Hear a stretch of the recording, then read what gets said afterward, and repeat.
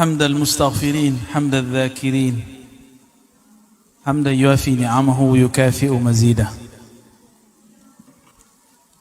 Ntar Bu ya, sabar. Kelihatan Bu, kalau saya berdiri nanti kayak panglima perang.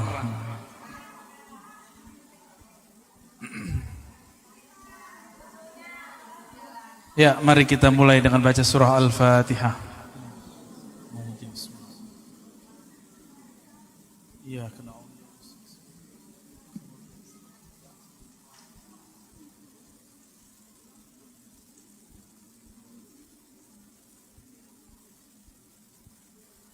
di dalam hadis Nabi SAW disebutkan bahwa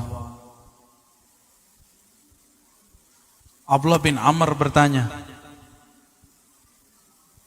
"Ma ghanimatu az-zikr atau majalis az-zikr ya Rasulullah?" Apa ghanimah? Ghanimah itu benefit, keuntungan ketika orang berzikir. Wahai Rasulullah sallallahu alaihi wasallam. Lalu Nabi sallallahu alaihi wasallam mengatakan, al-jannah,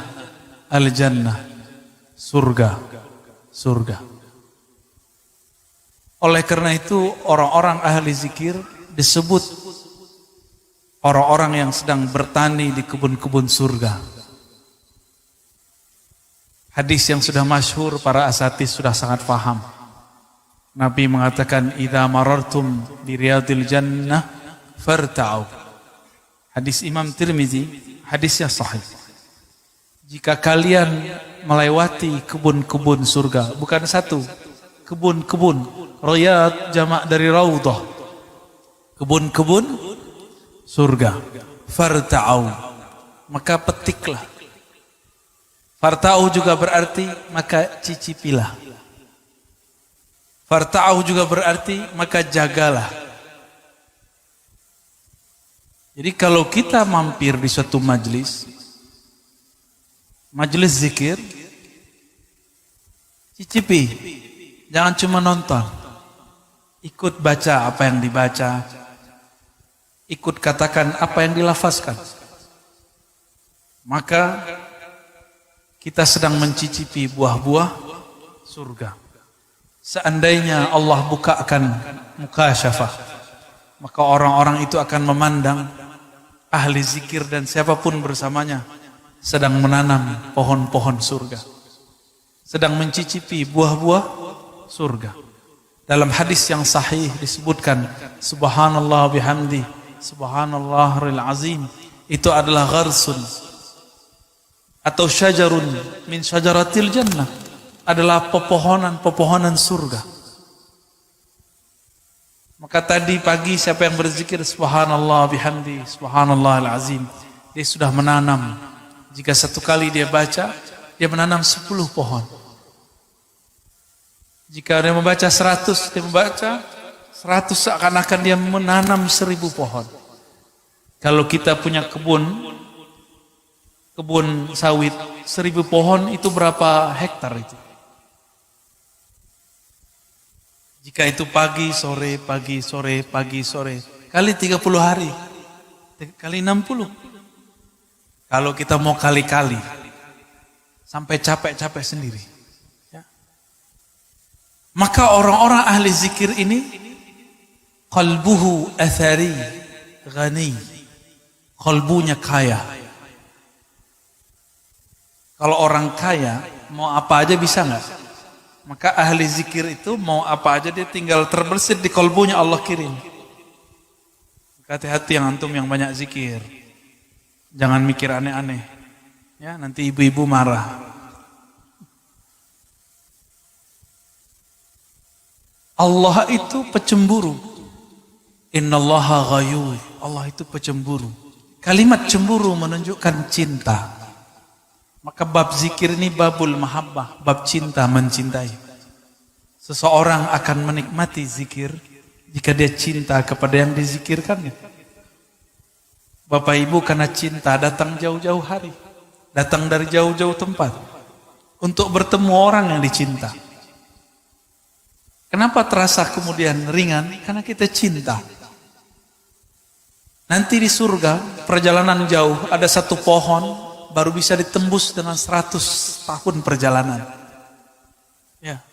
Tapi hanya bisa ditembus oleh ahli zikir, sesaat. Oleh ahli surga biasa, 100 tahun dia berjalan, dia tidak bisa melewati satu pohon itu. Itulah pohon yang disebut Tuba. Tuba liman ra'ani wa amana bi. Tuba dapat keagungan, kelembutan, keharuman, naungan pohon-pohon surgawi. Bayang-bayang pohon ini sudah terasa sampai ke dunia. Siapa yang menghidupkan majelis zikir, maka di rumahnya, di jalannya, di masjidnya, di halaqahnya, di suraunya, itu akan ada bayang-bayang pohon tuba. Ya. Itu sebabnya banyak orang ingin mendatangi pohon itu. Karena itu adalah puncak dari taman-taman surga. Maka tiada tempat orang berzikir di situ kecuali orang datang ingin berlatih di sana. Tapi inti dari tempat surga itu, tempat surgawi bukanlah fisik, bukanlah masjid dengan bangunan yang megah. Tapi ada sosok yang kolbunya senantiasa menyebut nama Allah. Jadi sebenarnya taman surga itu ada di kolbu seorang mukmin. Qalbul mu'min baitullah. Begitu kata ulama. Qalbu mu'min adalah rumah tempat mengingat Allah Subhanahu wa ta'ala. Gimana? Qalbunya sudah jadi rumah Allah belum? Rumah fulus ya? Kalau masih jadi rumah fulus, lelah. Hatta ustadz dia lelah. Maka jadikan rumah Allah itu yang pertama qalbu. Fisik ini tergantung qalbu. Dulu saya belajar zikir di surau, masih surau kayu. Kayunya pun bukan kayu mahal. Kayu bekas-bekas, nggak kepake di luar, kita tambal untuk surau kita. Tapi di situ banyak orang yang bisa berzikir. Dan tempat itu dirindui. Kenapa tempat itu dirindui? Karena tempat itu punya kenangan kami diajari oleh ahli zikir. Ternyata ada kabar gembira. Setiap kali kita mencari majelis-majelis zikir, ternyata itu adalah sifat-sifat malaikat yang ada dalam diri. Dalam hadis Imam Bukhari, Muslim, Abu Dawud, Tirmizi dengan riwayat yang beragam, kita ambil satu redaksi.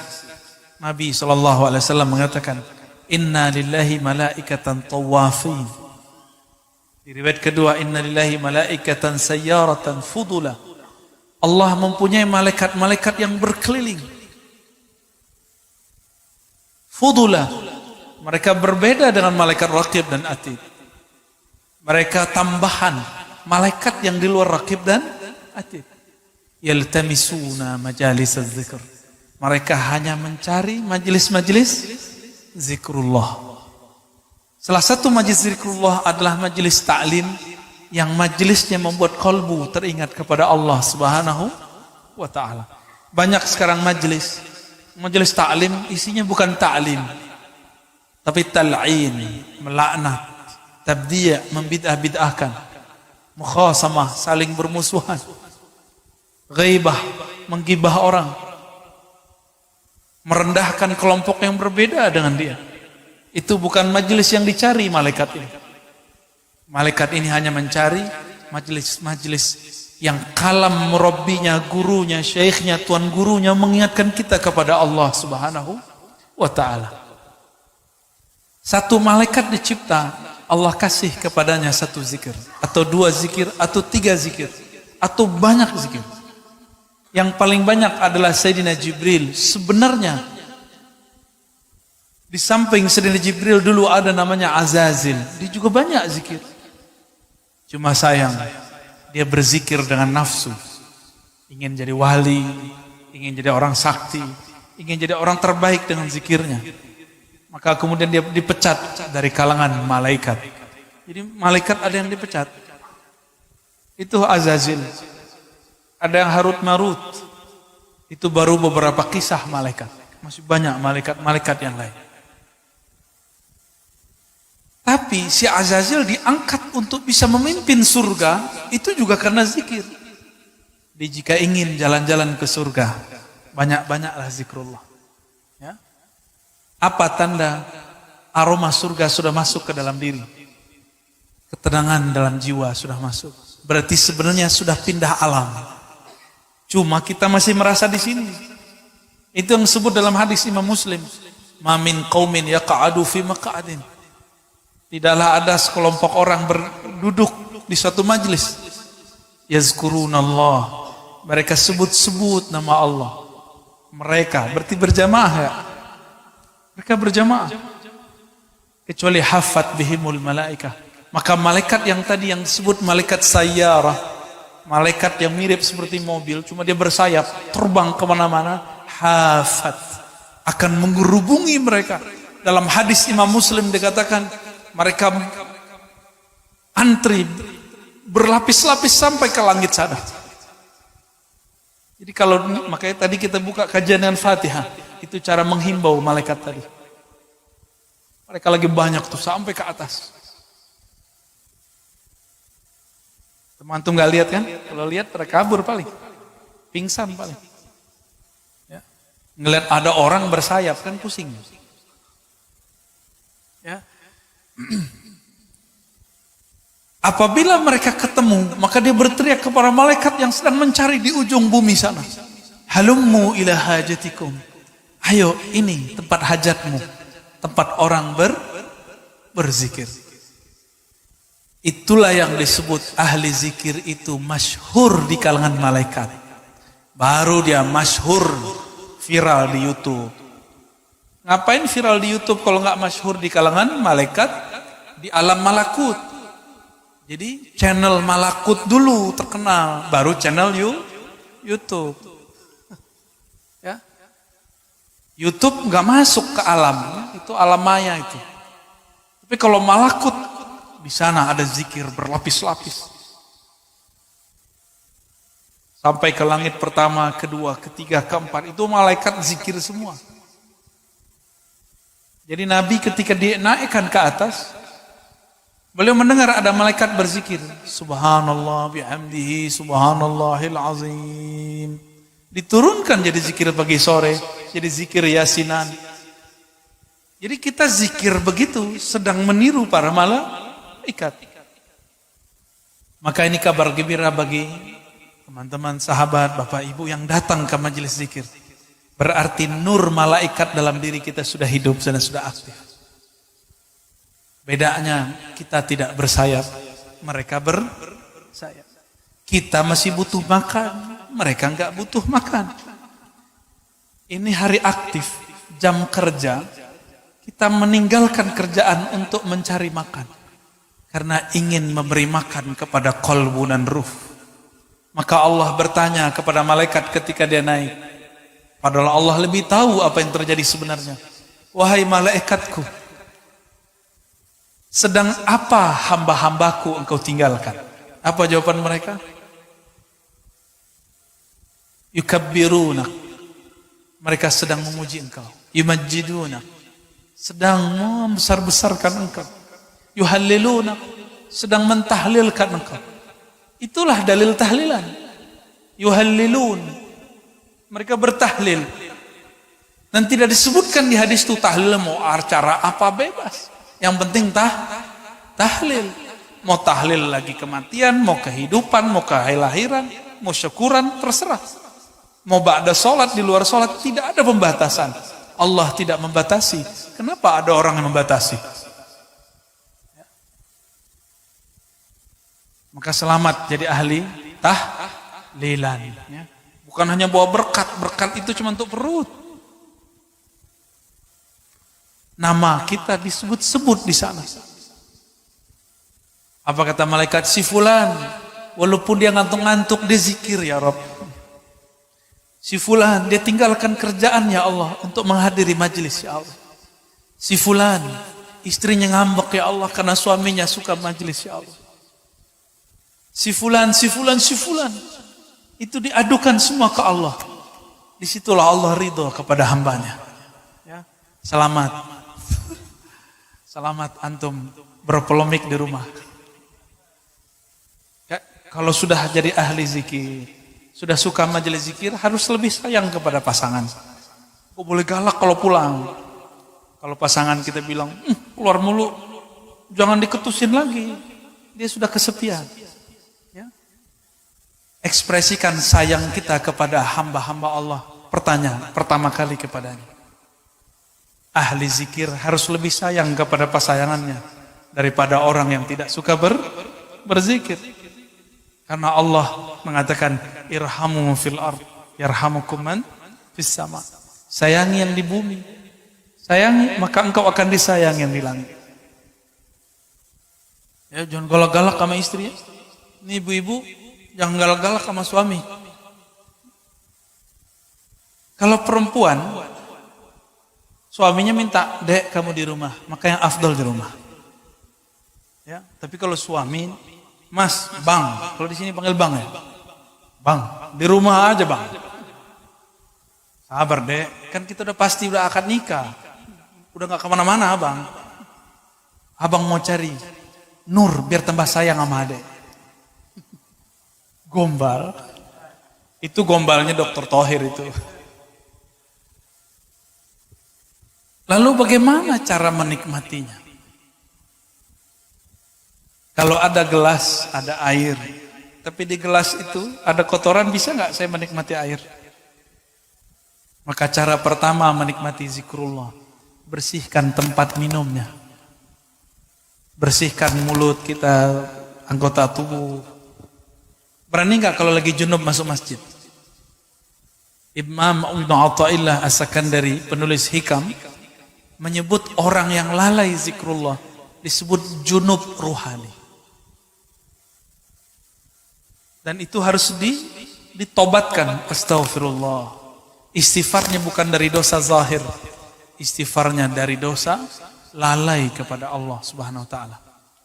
Kalau orang awam menganggap zikir itu sunat, enggak. Kalau bagi ahlul haqiqah, zikir itu wajib. Karena dalilnya wala takun minal ghafilin. Surat Al-A'raf ayat 205 ya. Janganlah engkau menjadi orang yang lalai. Berarti lalai itu haram. Lalai itu haram. Maka ulama kita buat teknik zikir. Ada zikir 1000, 100, 1000, 5000, 70.000. Sampai zikir tidak ada hitungan lagi.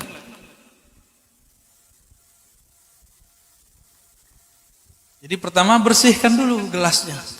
Ya. Kita sebut taubat. Udah bersih, semuanya udah bersih. Tapi makan di rumah orang nggak izin, nikmat gak? Maka izin dulu, siapa yang punya air ini? Ada. Siapa yang punya zikir ini? Allah. Maka sebelum kita zikir, kita minta izin kepada Allah. Itulah rahasia syukur. Maka setelah tobat, astagfirullah, kirim Fatihah kepada Nabi, kepada silsilah yang mengajarkan zikir. Itu adalah cara minta izin. Kenapa? Man lam yashkurin nas, lam yashkurillah. Yang tidak berterima kasih kepada makhluk, maka dia belum disebut berterima kasih kepada Khalik. Dan sebaik-baik terima kasih adalah alhamdulillah. Afdalud doa alhamdulillah. Doa terbaik itu alhamdulillah. Alhamdulillah itu adalah kalimat syukur. Sering gak kirim Fatihah untuk guru? Sang Maha Guru Rasulullah sallallahu alaihi wasallam, kirim untuk beliau. Terkhusus untuk Nabi ditambahkan salawat. Hadirkan, hubungkan kolbu kita dengan kolbu Rasulullah sallallahu alaihi wasallam. Akal kita dengan akal Rasulullah. Lisan kita dengan lisan Rasulullah. Jasad kita dengan jasad Rasulullah. Hubungkan semua ini disebut rabitah. Ikatan Rabitatul Muhammadiyah. Ini yang disebut Qul in kuntum tuhibbunallah fattabi'uni. Jika engkau cinta kepada Allah, ikut aku. Maka tubuh kita amalnya ikut amal Nabi. Akal kita ikut cara fikir Nabi. Qalbu kita ikut zikirnya Nabi sallallahu alaihi. Karena kita tidak semasa dengan Rasulullah, maka Nabi mengatakan, tuba liman ra'ani wa amana bi, summa tuba liman ra'a man ra'a sampai 7 kali, 7 marrat. Beruntung yang melihat aku, percaya kepadaku. Beruntung yang melihat orang yang melihat aku, yang melihat. Jika diteruskan ini sudah generasi ke 20 sekian atau 30 sekian. Beruntung orang yang memandang gurunya, gurunya memandang gurunya, gurunya memandang gurunya, gurunya memandang Rasulullah sallallahu alaihi wasallam. Syukur-syukur gurunya bermimpi ketemu Rasulullah. Syukur-syukur gurunya diizinkan memandang Rasulullah dalam keadaan yaqazah, dalam keadaan jaga. Maka antum pandang dia. Sungguh tuba, beruntunglah orang itu. Itulah rabithah hakiki. Ditanya Rasulullah sallallahu alaihi wasallam, "Man auliyaullah?" Siapakah kekasih Allah? Beliau menjawab, "Man idza ru'u dzukirullah." Orang yang jika engkau pandang membuat engkau mengingat Allah. Itulah dalil rabithah terkuat. Hadis Ibnu Majah, hadis Ahmad, hadis Abu Nuaim, Tabarani, Hakim, dan hadisnya sahih. Kita pandang dia, kita ingat-ingat dia, membuat kita ingat kepada Allah Subhanahu wa ta'ala. Jika punya guru begitu, pastikan guru itu seorang wali Allah. Ya?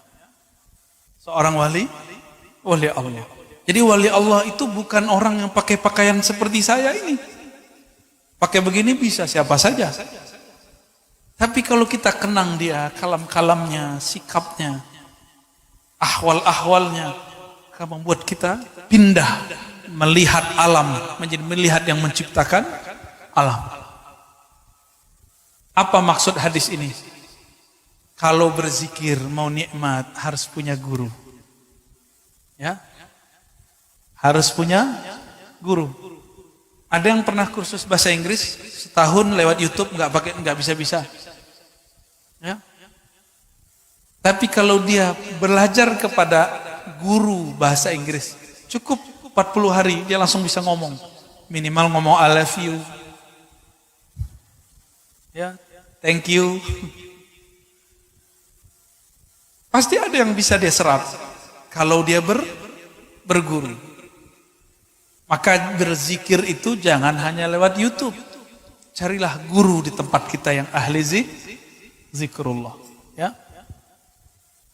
Sudah berapa tuh?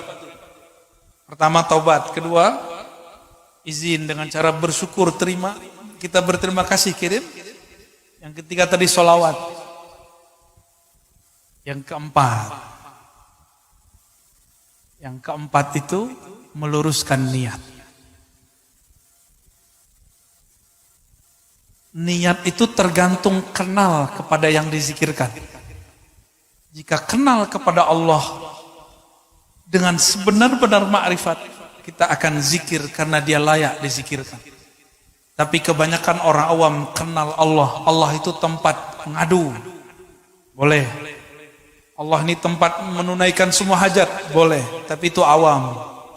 Orang awam itu kalau dia zikir cuma karena ada hajat. Gak ada hajat dia gak zikir. Padahal kita setiap saat berhajat kepada Allah Subhanahu wa ta'ala. Kalau lagi hidup susah, dompet lagi tipis, itu kenceng baca sholawatnya, kenceng tahajudnya, bahkan sholat duhanya kenceng.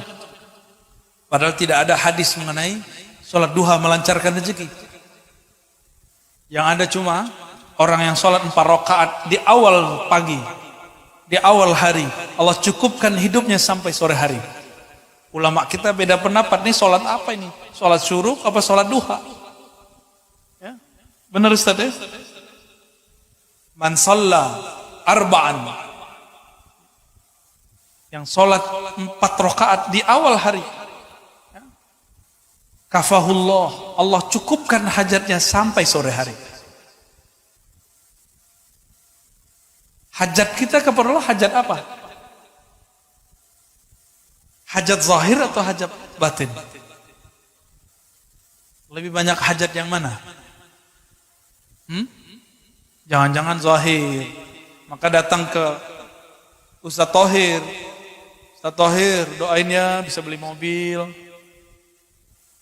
Jadi ke Ustaz itu minta doa beli mobil. Benar?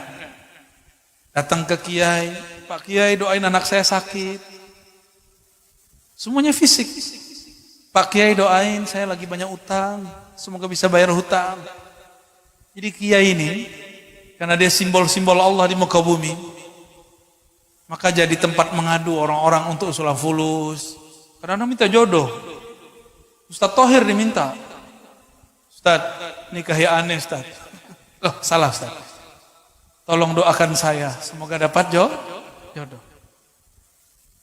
Kenapa minta ke Ustaz? Karena Ustaz ini dipercaya dekat kepada Allah. Padahal Ustaz enggak ngerasa dekat juga. Ustaznya ada Ustaz lagi di belakang dia. Sekarang coba kalau datang ke guru, enggak nanya begitu. Nanyanya gimana? Ustaz, tolong bimbing saya supaya sholat khusyuk. Ustaz dia bingung, sholat gua juga belum khusyuk. Ustaz, bimbing saya untuk menjadi ahlullah. Gitu kalau datang ke Ustaz.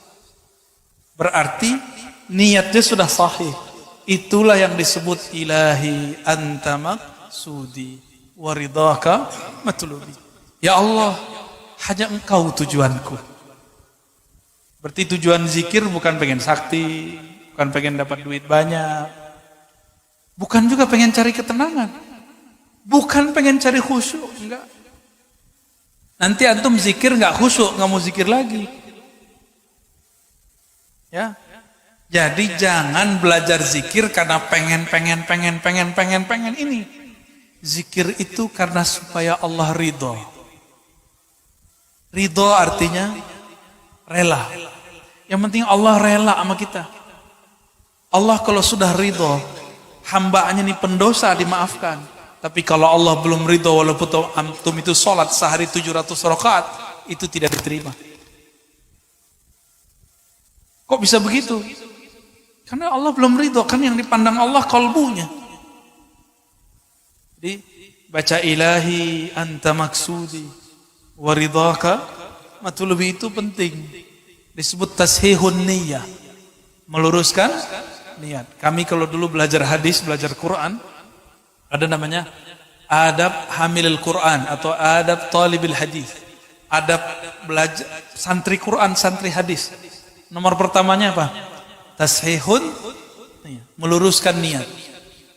Tapi saya baru dibimbing meluruskan niat bukan waktu belajar hadis, waktu belajar zikrullah. Guru saya bilang luruskan niat. Dulu belajar hadis enggak, belajar aja. Walaupun kita diajarkan adab-adabnya, tapi tidak diajarkan melafazkannya. Diajarkan guru zikir, nikmat tidak nikmat ridho. Khusyuk tidak khusyuk tetap ridho. Bisa nggak begitu? Zikirnya tetap jalan meskipun tidak terasa nikmat. Kenapa zikir tidak terasa nikmat? Az-zikru shifaun. Zikir itu obat. Obat itu untuk yang berpenyakit. Obat itu murrun wala hulwun. Obat itu pasti pahit, tidak manis. Benar, obat manis pahit. Yang manis itu obat demam anak-anak tuh. Apa namanya? Wah, antum iklan. Tapi obat orang dewasa pahit atau manis? Pahit. Mau mengobati kolbu? Maka nikmati pahitnya zikrullah. Nikmati pahitnya tahajud. Orang tidur kita bangun.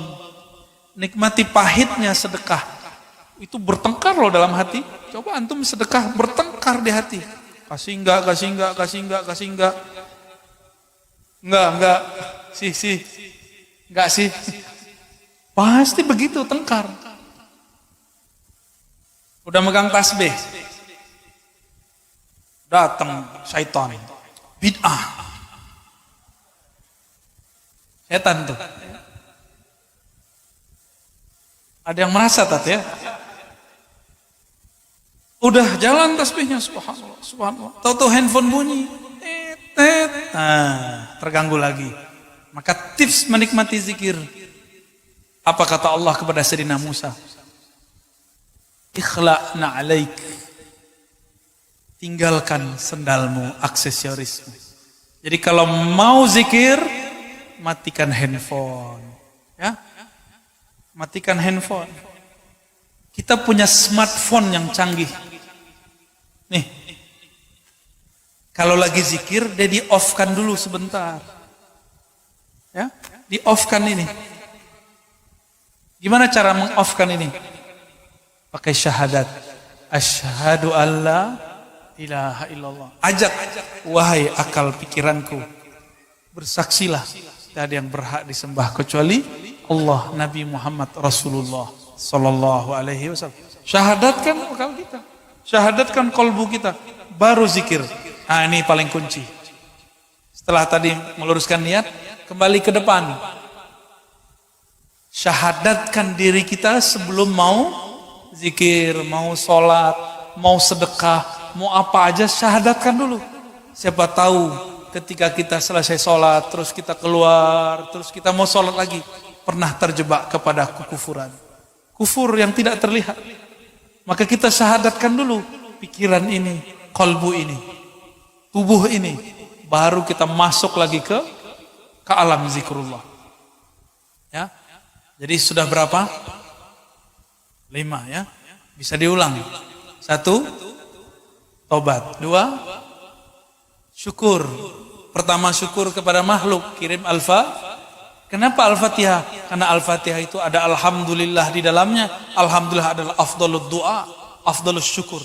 Syukur tertinggi, doa terhebat. Terus salawat. Kenapa salawat? Yang membuat kita bisa zikir sekarang Nabi bukan? Kalau Nabi nggak ajarkan bisa nggak kita? Jadi sombong sekali kalau ada orang zikir tidak bersolawat. Inilah perbedaan antara Jibril dengan Azazil. Itulah beda antara Nabi Muhammad dan iblis. Itulah beda antara mukmin dengan kafir. Dia bersolawat. Ya, banyak-banyak solawat.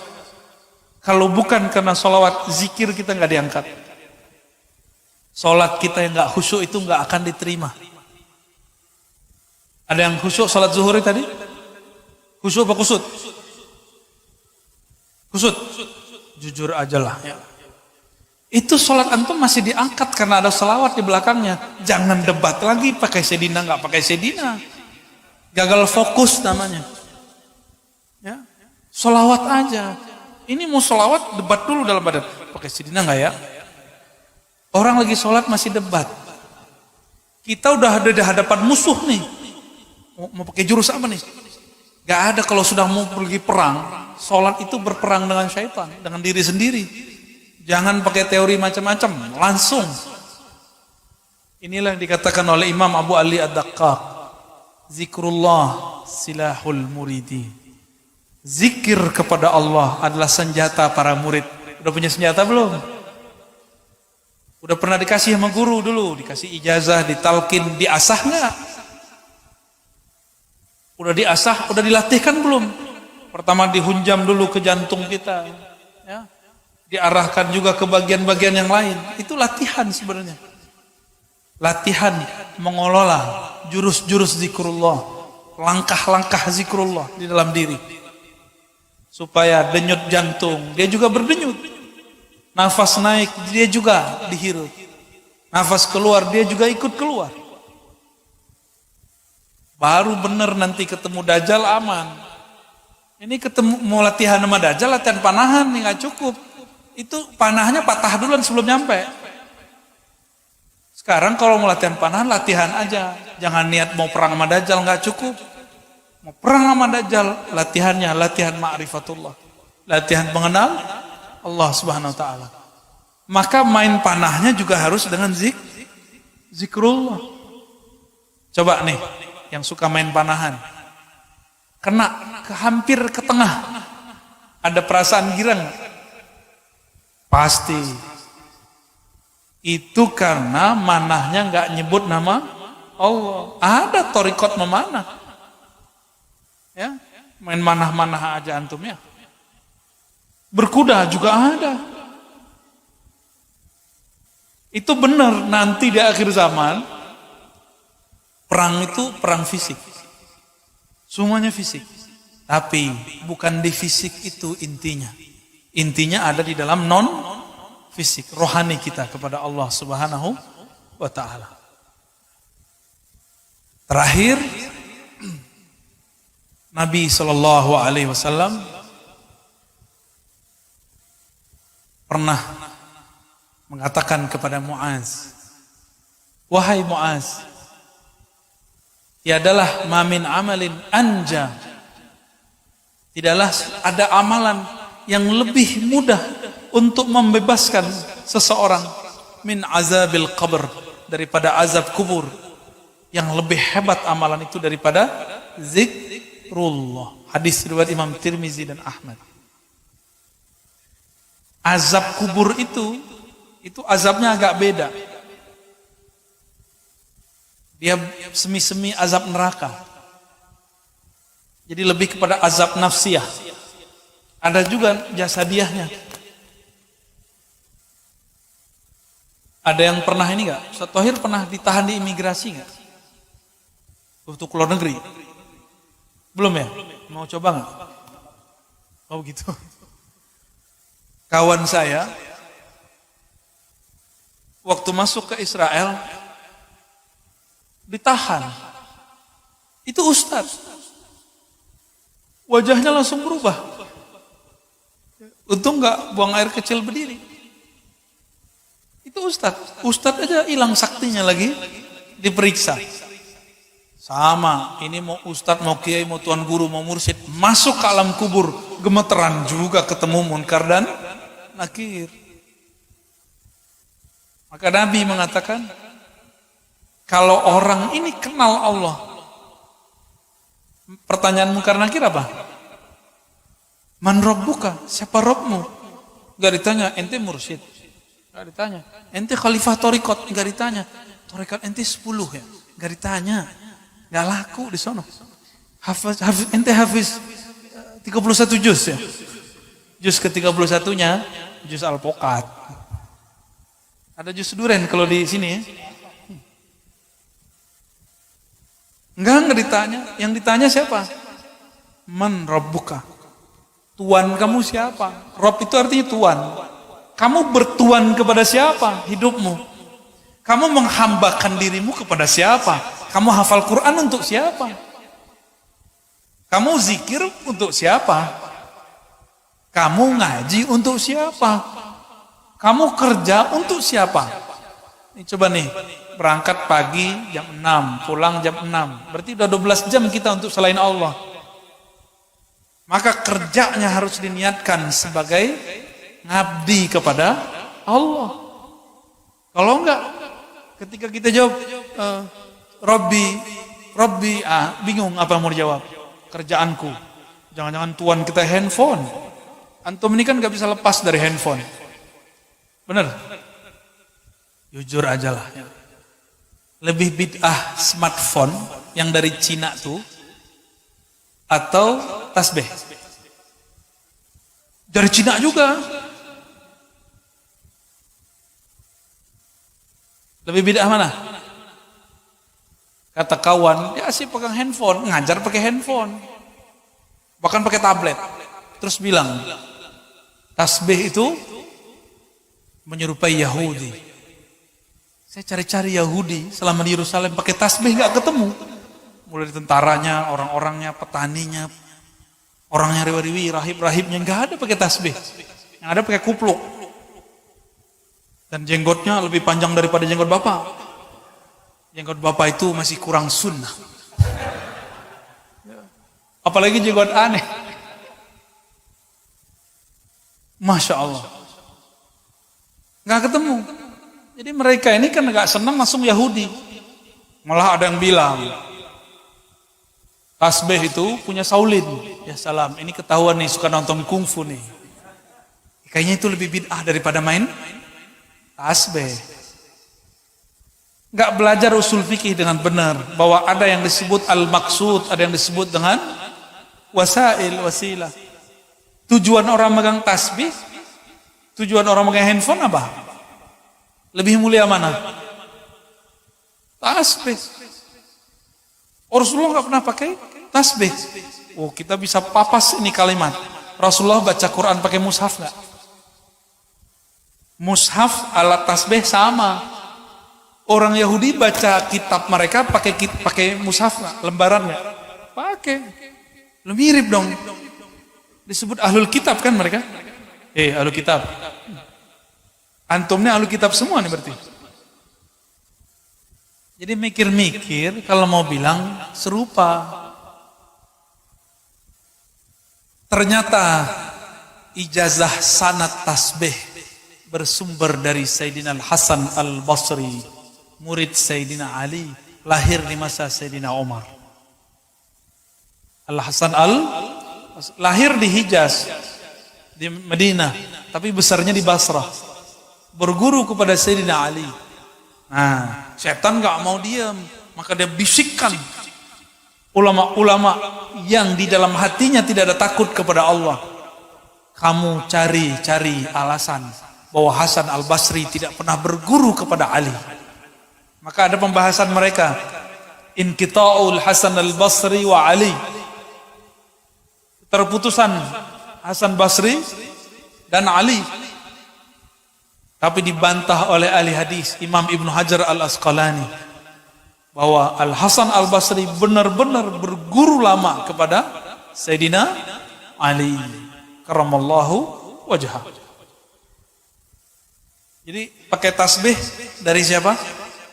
Al-Hasan dan kami meriwayatkannya dari guru kami, dari gurunya, terus sampai kepada Sayyidina Al-Hasan Basri, bersambung kepada zaman Imam Tabi'in yang digelari dengan Sayyiduz Zahidin, sayyidnya orang-orang zuhud. Itulah gelar Imam Hasan Al-Basri. Ya. Itu tasbih itu ada sanadnya kita.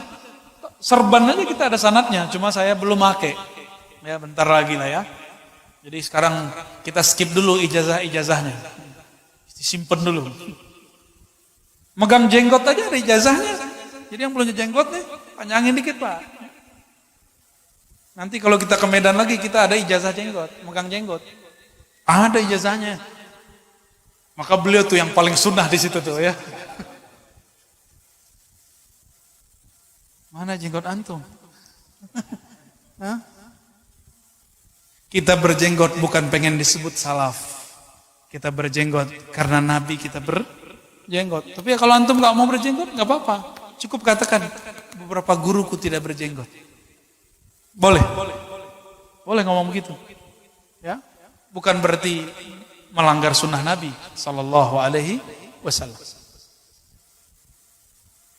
Inilah lebih kurang pengantar tentang bagaimana cara menikmati zikrullah. Jangan fokus kepada yang zahirnya, mulailah masuk kepada yang batinnya. Nah, semua itu nanti disebut dengan kaifiat zikir. Coba tanya semua mursyid, semua guru. Yang saya jelaskan itu nanti ada pada mereka. Cuma beberapa mursyid kadang tidak bisa menjelaskan. Ini itu kaifiat, mana dalilnya. Ya? Mereka cuma tahu dalil merasakan zauk. Cobain, rasain, itu dalilnya. Ya, itu dalil mereka. Sebenarnya dalil itu lebih kuat. Sayangnya orang awam kadang-kadang tidak paham. Ya.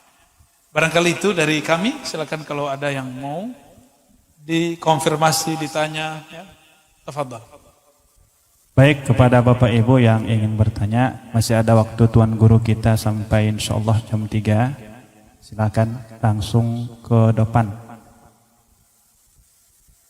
Satu yang dekat aja, yang dekat aja. Mari Pak. Ya.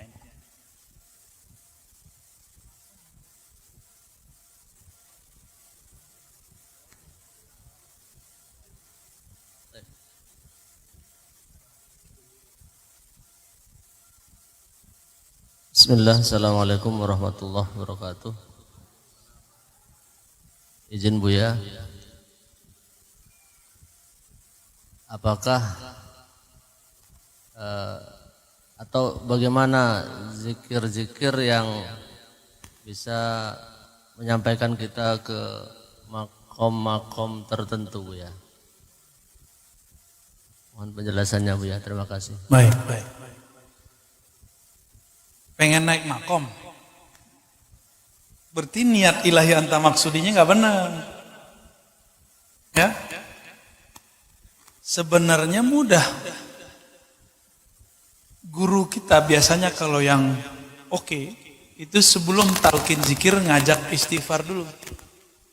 Sebelum istighfar disuruh dulu mandi tobat, disuruh sholat tobat, ingat mati sebelum mati. Lalu dilafazkanlah istighfar. Biasanya dibimbing cara baca istighfarnya. Di saat antum dibimbing oleh guru baca istighfar, lalu memaknai kalam-kalam istighfar, sedang ditarik sama guru ke makom taubat. Tergantung nih tobatnya tobat apa, zahir apa batin. Maka makom taubat ini juga lapisannya banyak. Yang zahir ada 7, yang batin juga ada 7. Anggota kita yang besar kan 7. Yang batin juga 7. Mulai dari syirik, sombong, sampai kepada ujub, hasad, iri, dengki. Itu diistighfarkan semua.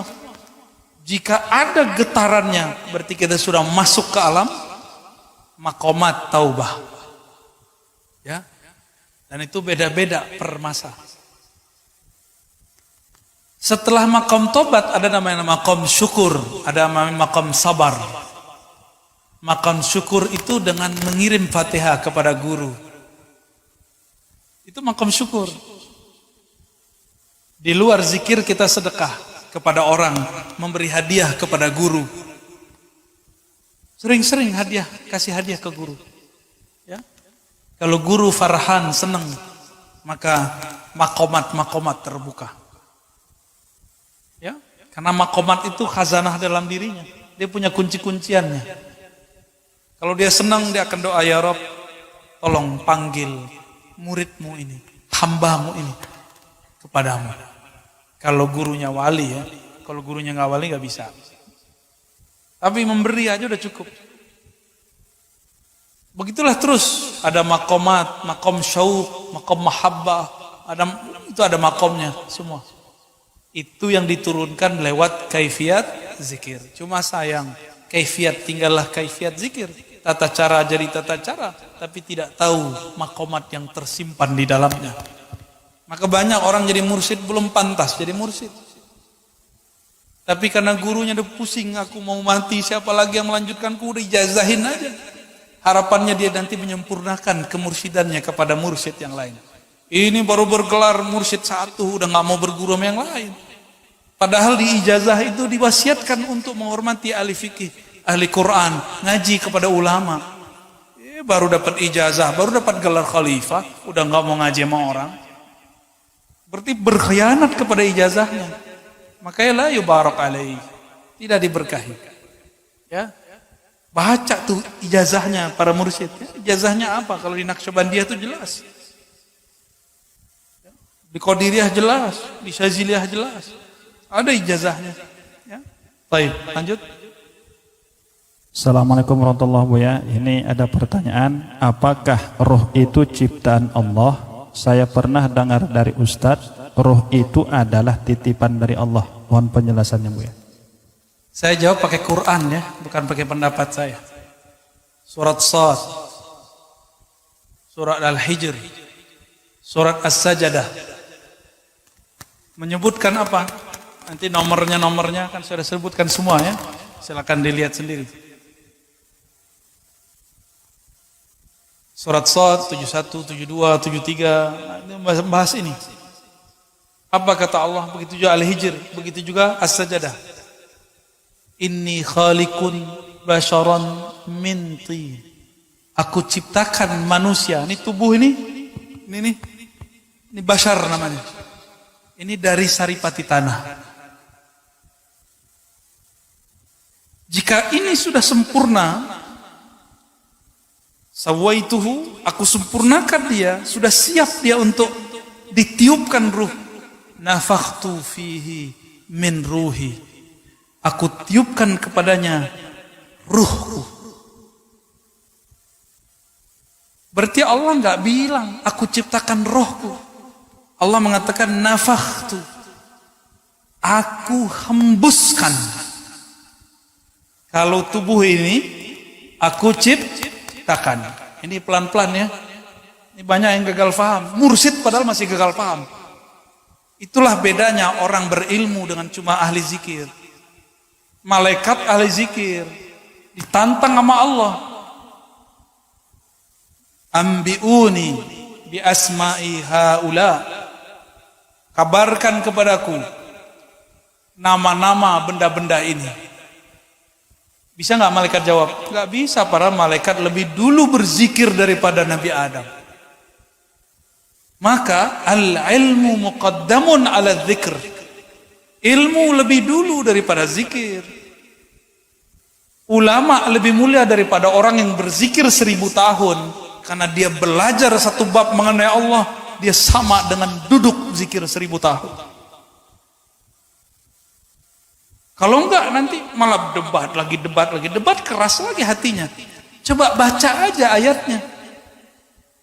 Inni khaliqun, sungguh, Allah pakai sungguh, masih aja budek, masih aja debat.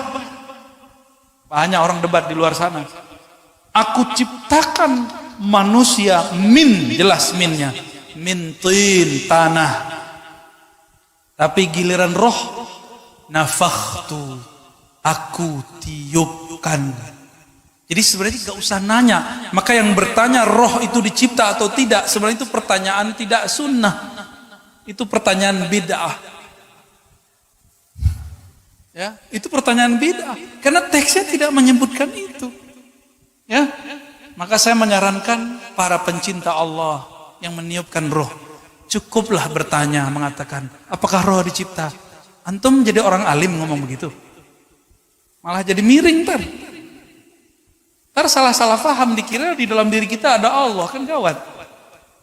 Aku hembuskan. Kalau saya menghembuskan sesuatu ke dalam plastik, saya pindah gak ke dalam plastik?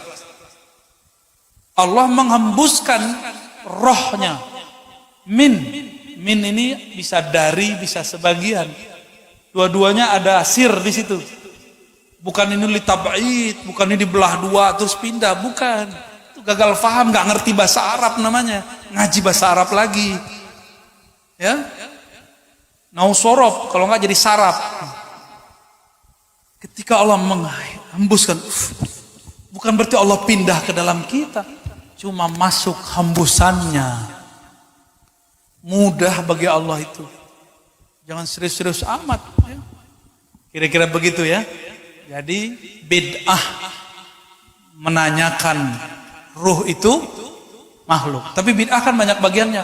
Ada bid'ah hasanah sama saya. Kapan dia jadi hasanah? Kapan saya atau ada lagi pembahasannya? Tanya ke Ustaz Thohir nanti ya. Kelas. Terakhir Bu ya, ini ada satu lagi. Apakah beda antara orang yang berzikir, mengamalkan zikir bersilsilah dengan orang yang mengamalkan zikir tapi tidak bersilsilah? Mohon nasihat bagi yang berzikir yang tidak bersilsilah, Bu ya. Orang silat nggak berguru sama lagi tengkar, sama orang silat berguru, cakepan mana jurusnya? Imam Abu Ali Ad-Daqqaq ngomong, zikrullah itu senjatanya orang beriman, murid. Senjata harus dilatihkan nggak? Harus dilatihkan. Ada gurunya, ada mentornya, ada murabbinya. Masa untuk fisik guru silatnya ada? Untuk fitness biar badannya kekar, six pack. Tahu six pack Bu?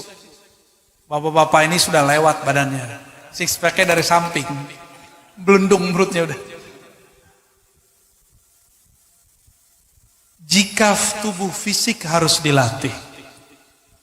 Ada orang latihan fitness tanpa guru, tanpa trainer, gimana? Keseleo nggak badannya? Sakit-sakit? Kita sama guru aja sakit-sakit, apalagi gak sama guru. Itulah sebabnya kenapa ada orang gila berzikir. Dia berguru, tapi yang dia amalkan bukan yang dia pelajari. Tunggu aja ntar begini. Tunggu aja ya. Itu orang pengkhianat kepada gurunya. Gurunya bilang amalkan ini nak, yang diamalkan yang lain. Ya. Gak percaya sama guru, syak kepada syekhnya. Baik, sudah jam 3 ya. Mari kita tutup kajian ini, kita lanjut nanti malam ya. Ntar malam, habis Isya apa habis maghrib? Habis maghrib, taib. Kata ini udah kholas, nanti malam ya insya Allah.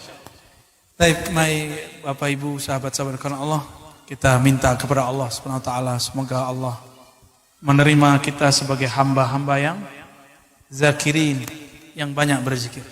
Astaghfirullahaladzim, Allahumma rahmanir rahim karim. Ya Allah yang maha pengasih, yang maha penyayang.